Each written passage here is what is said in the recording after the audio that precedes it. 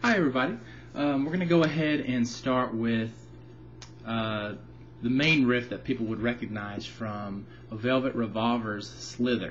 So the song name is Slither, the band name is Velvet Revolver, and let me play the first, well actually it's what we're going to learn, all of it that we're going to learn in this lesson, so this is the whole thing. Here we go.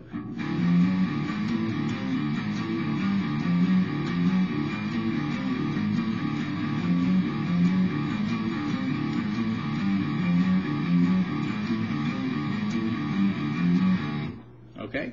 Now, what we're doing, the way we're doing this song now is we're having to do it in drop D. So basically, you're seeing me lay my finger flat across these strings, but I'm not in standard tuning. So I'm playing a power chord, but I'm not forming it the way you're used to sing a power chord.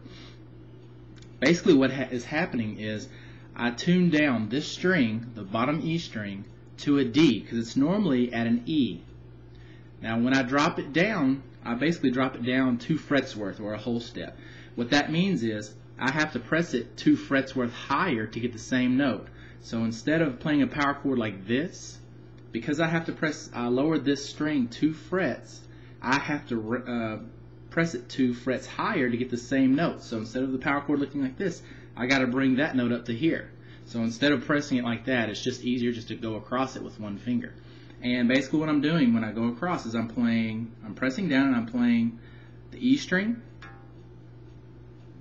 Sorry about that. I'm playing the E string and the A string in the same fret. So 3rd fret on the E string and 3rd fret on the A string right there.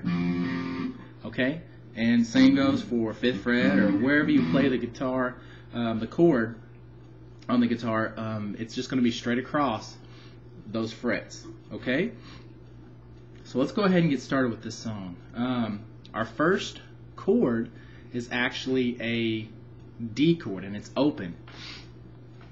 So what we're going to do, I'm going to strum up here so you can see my hands a little bit better. This riff starts off with an open. So we're going to, it's probably a good idea for you to try and mute a little bit if you're not real good at missing the strings. So I want you to mute all the bottom 4 strings so that you just played these top 2 thickest strings, okay? So play those open.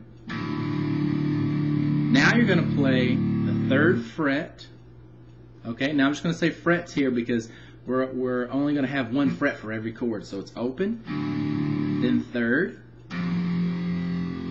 okay? And then 4th fret. Okay, so open 3rd, 4th. Then it's open 5th, 6th, or no, I'm sorry, it's open 3rd, 4th. Then it's open 6th, 7th. Okay, open 3, 4. Open 6, 7. Then it's open again. And then go all the way to 10.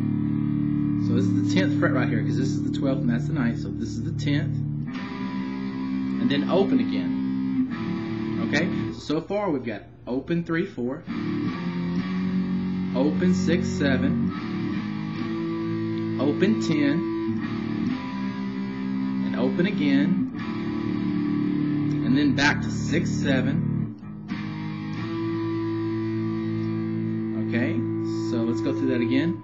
Open 3, 4, open 6, 7, open 10, open 6, 7, and then we have open again, and then 5,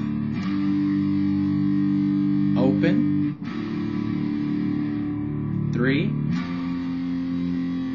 4, and then it starts over. Okay, so let's go through that whole thing.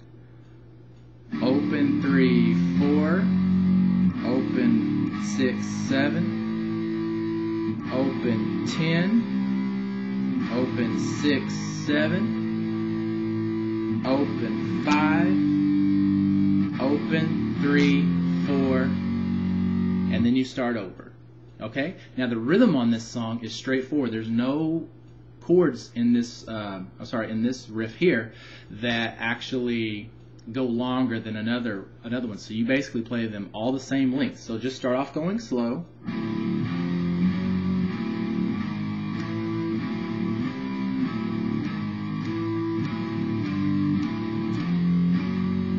Okay, and then you just continue with that, and once you get comfortable with it, speed it up.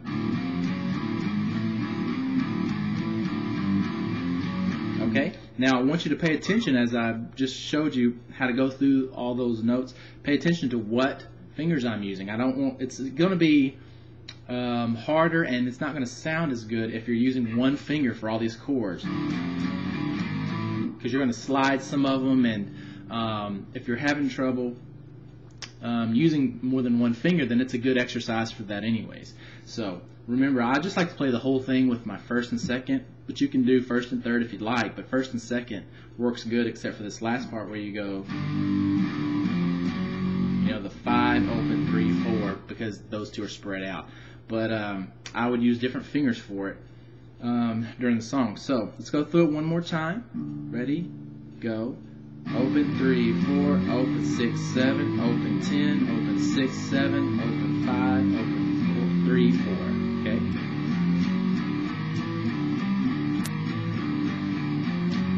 Okay? And full speed is about this fast.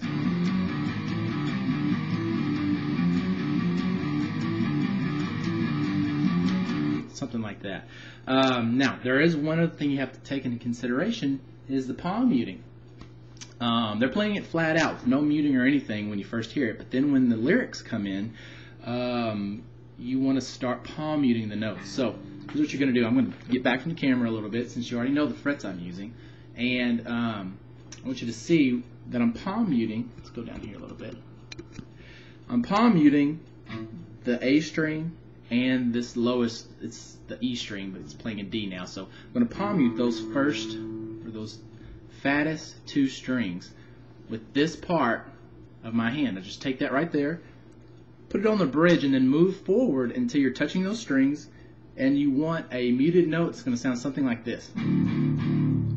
Okay? If I'm not touching it at all, it keeps ringing. And if I touch it too far up, it's too muted. So you want to get right back here and move it up and down this way until you get just the right sound. And basically, you just keep your hand right there and play all your notes that you played before, but you plan on muting it.